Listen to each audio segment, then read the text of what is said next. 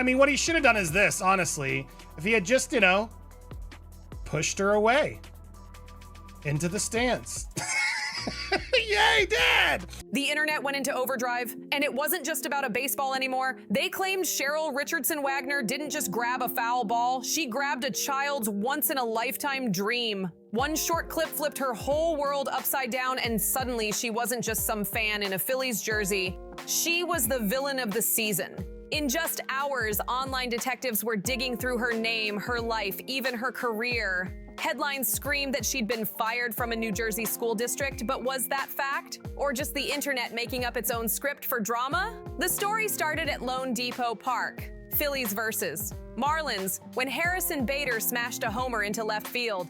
Fans went wild. A young boy stretched out his hand with eyes full of hope, and then Cheryl leaned over and snatched it away before he could even touch it. The stadium groaned, the broadcast cameras caught every angle, and by the next morning, she had a new nickname stamped on her forehead. Phillies Karen. Once that label stuck, there was no peeling it off. Clips of her holding the ball looking way too proud spread across TikTok and Twitter faster than wildfire. Outrage was the currency, and Cheryl was the trending topic nobody wanted to be. That's when the internet sleuths swooped in. On Reddit and Xcal, people claimed they had her full identity locked down. Cheryl Richardson Wagner, allegedly working for Hamilton Public Schools in New Jersey. Screenshots of staff directories started flying around. Some parents even swore they recognized her from school events. Ball's on the ground. She never had it.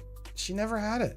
You know why this guy notices? Because she's got her phone in her hand. One viral post shouted, "Protect the kids." If she'll snatch a baseball, what else would she take from children? It wasn't just a joke anymore, it was a full-blown digital manhunt. By September 6th, hashtags like #FirePhilliesKaren and #ProtectTheKids weren't just trending, they were exploding with thousands of posts, turning one viral clip into a public crusade. TikTok went wild. People weren't just sharing the clip, they were staging full-on reenactments of Cheryl's so-called crime. Some creators even added captions like, "And this is who teaches your children?" That line hit hard, especially once influencers began piling on, claiming she had already been fired by Hamilton Public Schools. Outrage spreads faster than facts, and most people never stopped to ask if it was even true. The storyline was too perfect, too easy. She stole from a kid, got exposed on live TV, and lost her job. Justice served, right? But here's where cracks started showing. No official statement came out. Not from the Phillies, not from Major League Baseball, not even from Hamilton Public Schools. Still, the internet ran with it as if it were carved in stone, dragging Cheryl into the same viral courtroom where CEOs, reality stars, and celebrities had been publicly sentenced by memes before. Remember the Coldplay Kiss cam scandal with Andy Byron? Or that US Open hat theft CEO meltdown? Those had receipts. But Cheryl's case? The receipts were flimsy at best. Hey, get out of there! Hear it! Hear it! Yeah, she lost her mind.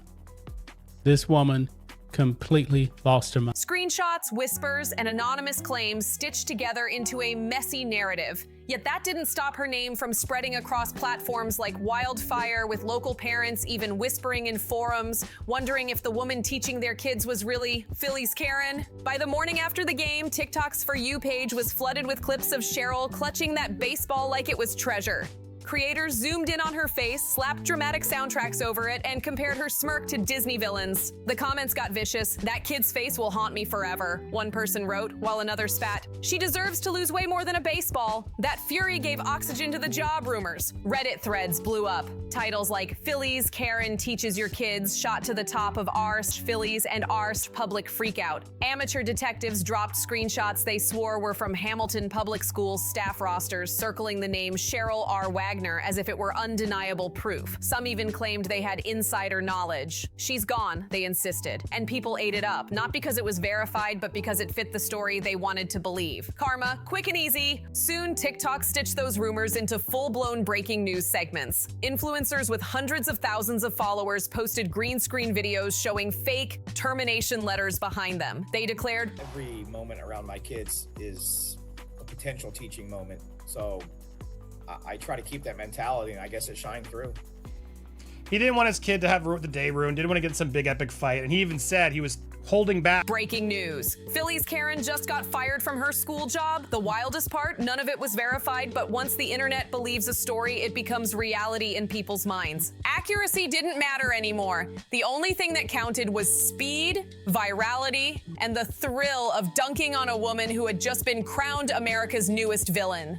One TikTok clip racked up 1.3 million views in just 24 hours and ended with the brutal line, "Actions have consequences. She took the ball, now she lost her job." That was the narrative, clean and simple, and the internet couldn't get enough of it. Back in Hamilton, local Facebook groups were boiling over with speculation. Parents typed frantically, some begged for answers, others warned, "This better not be someone working with kids." Suddenly, it wasn't even about a baseball anymore. It was about morality, trust, and whether schools were hiring someone the internet had branded a thief. But then the story turned darker. With each repost, more of Cheryl's alleged personal details began surfacing. Anonymous accounts dropped supposed addresses, phone numbers, even family photos. None of it was confirmed, but when outrage infects the internet, facts get trampled in the stampede. People didn't care if it was real. What mattered was the punishment. By this point, the alleged firing wasn't just believable. It was celebrated as poetic justice.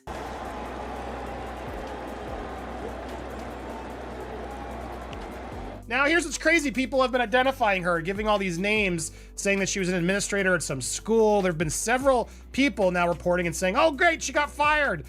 Should she have gotten fired just for this? I mean, I don't like her. She's shady. Every shaky screenshot, every anonymous confirmation was treated like gospel. And now the stakes had skyrocketed. This wasn't only about Cheryl's job anymore. It was about how far the internet was willing to go to destroy someone over 10 seconds of selfishness caught on camera at a ball game. As the frenzy hit a fever pitch, Hamilton Public Schools found themselves cornered. The pressure was overwhelming. Parents demanded answers, hashtags kept climbing, and silence was no longer an option. Then came the next explosion: mainstream media.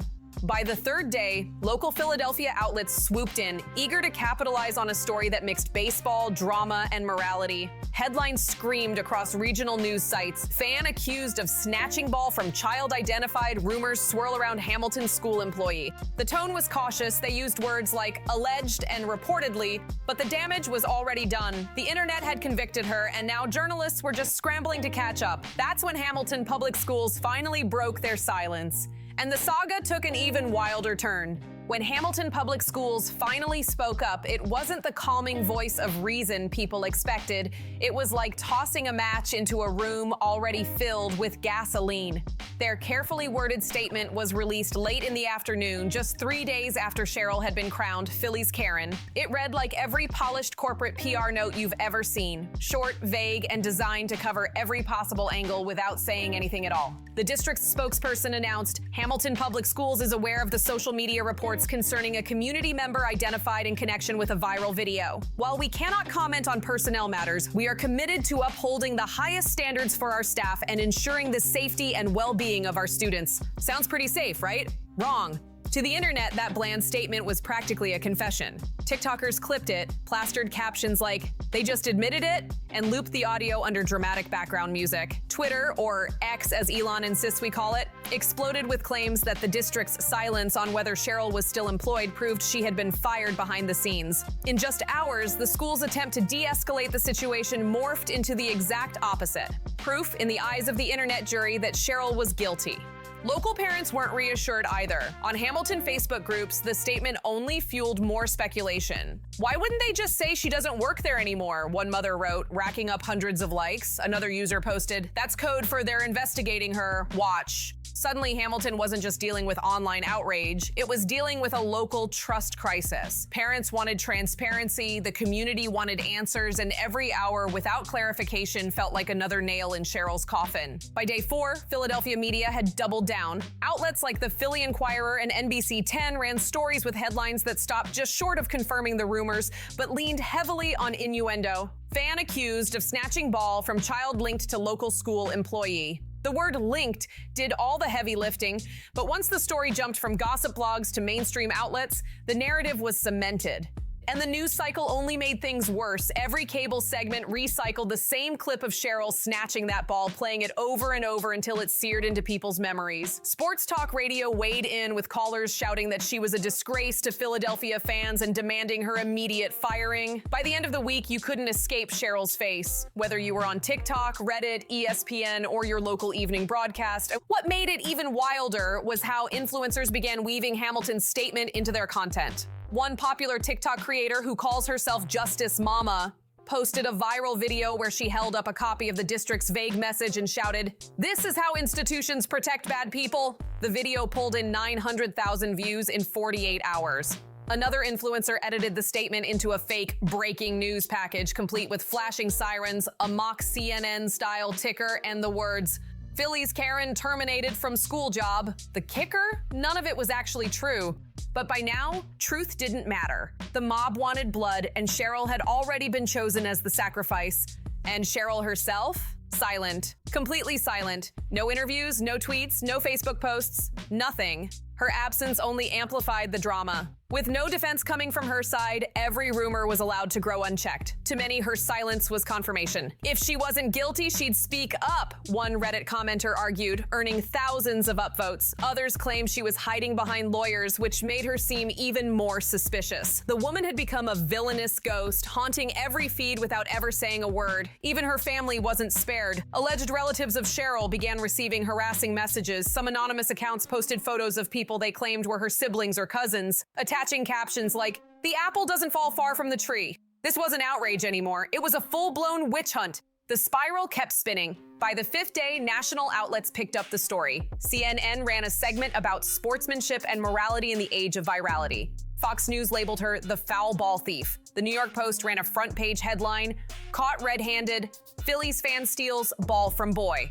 And of course, they included speculation about her job in New Jersey. The press didn't need facts. Scandal was enough to sell.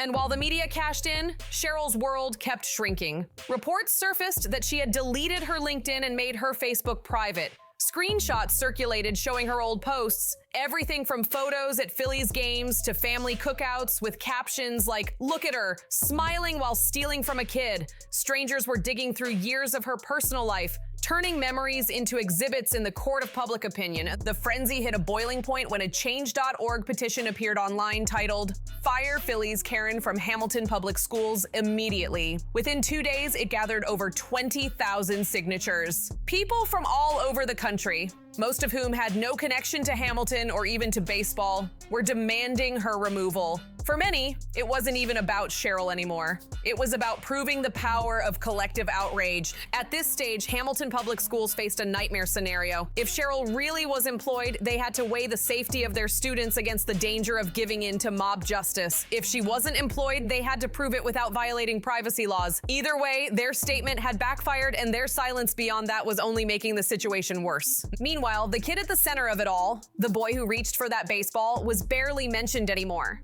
His face had been memed, his disappointment frozen in time, but the internet had long moved past his sadness. This wasn't about him anymore. It was about punishing Cheryl, about venting anger, about turning outrage into entertainment. By the end of the first week, Cheryl Richardson Wagner was no longer just a Phillies fan. She was a case study in how the internet chews people up. One ball, one viral clip, and now her name was splashed across headlines, hashtags, petitions, and think pieces. And still, the ultimate question remained unanswered.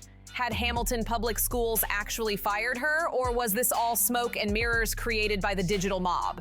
As day 7 rolled in, the frenzy didn't slow down. If anything, it intensified. Reporters camped outside Hamilton's administrative offices, TikTokers stitched together conspiracy theories about secret disciplinary hearings, and YouTubers released hour-long breakdowns titled "The Phillies Karen Scandal: What They're Not Telling You." And in the middle of it all, Cheryl stayed silent. Every second she didn't speak, the internet filled the void for her. With memes, with rumors, with fury. Her life was no longer hers. It belonged to the outrage machine now. The ball she stole wasn't just a baseball anymore. It was the spark that lit a cultural wildfire, and nobody could say when or how it would finally burn out. By the 8th day, the silence shattered, but not in the way anyone expected. Cheryl didn't appear on TV, she didn't hire a lawyer to hold a press conference. Instead, her voice finally slipped into the storm through a shaky Facebook post that vanished just hours later. Screenshots, of course, made it impossible to erase. "I did not steal anything," the post read. "I caught a foul ball at a baseball game, like thousands of fans do every season. The rumors about my job are lies. Please stop attacking my family's simple words typed in plain font, but they carried the weight of someone who sounded cornered." The internet pounced instantly. Critics mocked the phrasing, "Did not steal anything?" "Lady, we saw the clip." Others dissected every sentence, claiming her refusal to mention the boy by name proved she had no remorse. To the mob, it wasn't an apology, it was an excuse. And in the unforgiving court of viral outrage, excuses don't fly. Mainstream outlets ran with it immediately. "Phillies Karen breaks her silence," blared headlines across Philly and beyond. Pundits debated her words on morning talk shows, spinning the statement into fresh content. Some called it tone deaf. Others argued she had every right to defend herself. But the narrative was already poisoned. The apology that wasn't an apology only deepened her villain role. Meanwhile, the boy's family spoke out for the first time. His father told a local reporter, "It's not about the ball, it's about the way she snatched it right in front of him." That's not sportsmanship. That single soundbite cut through the noise and lit the outrage all over again. Clips of the dad's words paired with the video of Cheryl clutching the ball spread like wildfire across TikTok, Instagram, and YouTube. The contrast was brutal. On one side, a woman insisting she was being unfairly attacked. On the other, a disappointed child and a protective parent delivering a soundbite that could end careers. In the age of virality, there was no competition. The father's words became gospel while Cheryl's defense was reduced to another meme. For Cheryl, the attempt to regain control had backfired spectacularly. The mob didn't soften. If anything, her statement made them angrier.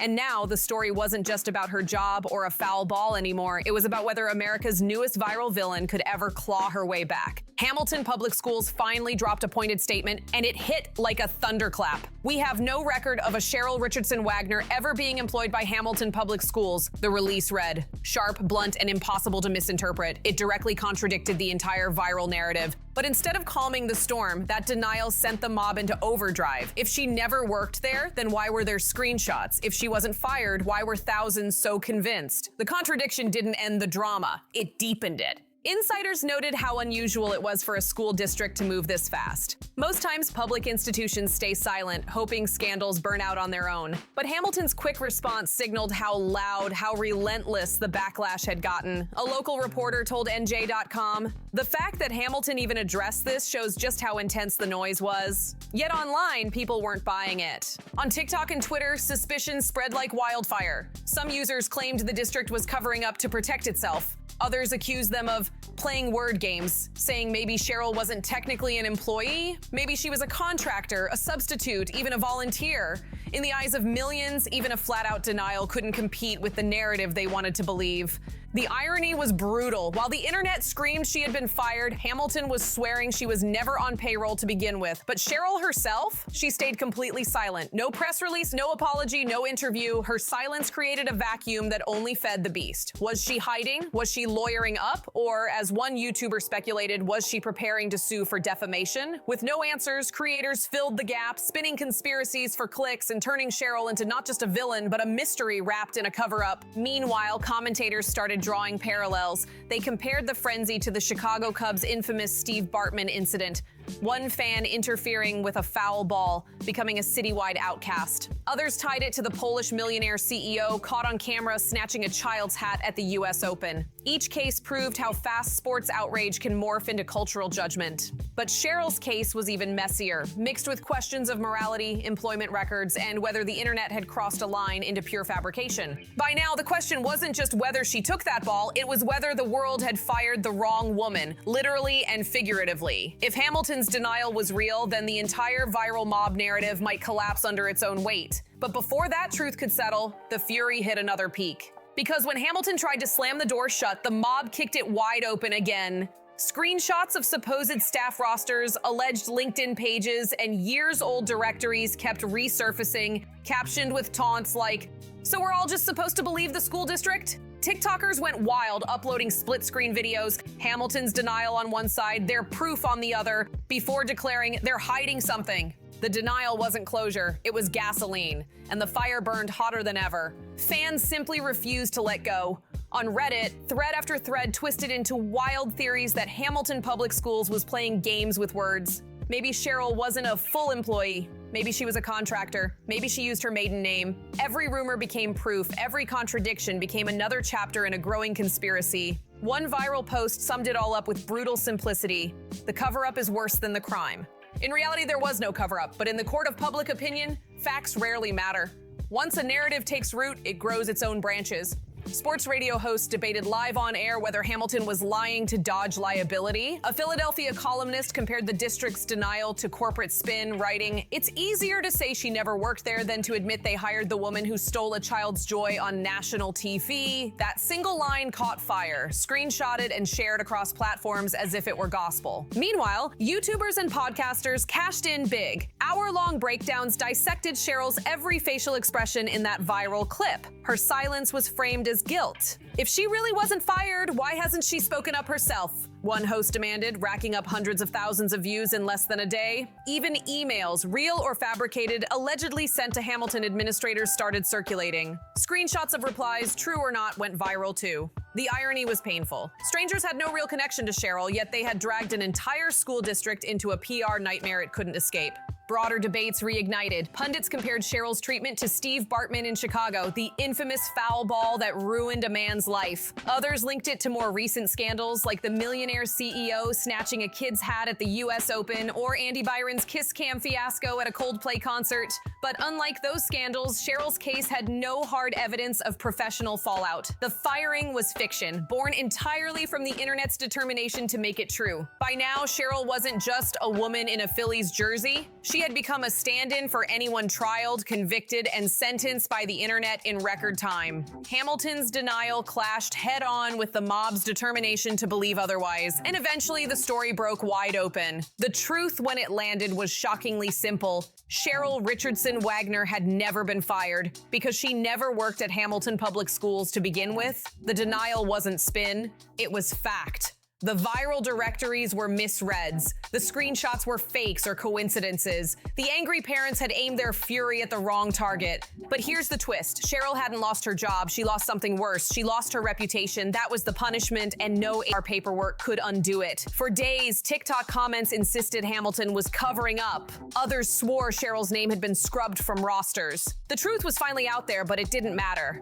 Outrage had already stamped her into internet history. Her face, frozen in that single frame of her clutching the baseball while a boy's small hand reached and missed, was burned into a million memes. Even after the truth surfaced, some fans doubled down. One Redditor admitted, okay, maybe I shouldn't have spammed #FirePhilliesKaren, but others refused to let go. Doesn't matter if she worked there or not, she stole from a kid, read one viral tweet with over 50,000 likes, and that's the lesson. In the age of viral outrage, evidence is optional. The court of public opinion doesn't wait for facts, it writes its own script and dares reality to catch up. Cheryl wasn't a teacher, but the idea that she was one made the scandal juicier, the outrage sharper, and the story more shareable.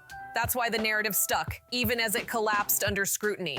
So what do we make of Phillies Karen? Maybe she's just another footnote in the long list of fan scandals, or maybe she's a warning, a reminder of how quickly the internet can manufacture a villain and hand out punishment without ever checking the facts. Because if one foul ball can cost someone their peace, what happens when the next viral outrage explodes? And that's the wild saga of Phillies Karen so far. If you found this breakdown eye-opening, make sure to like, subscribe, share, and drop your thoughts in the comments. And trust me, you don't want to miss what's coming next. See you on the next one.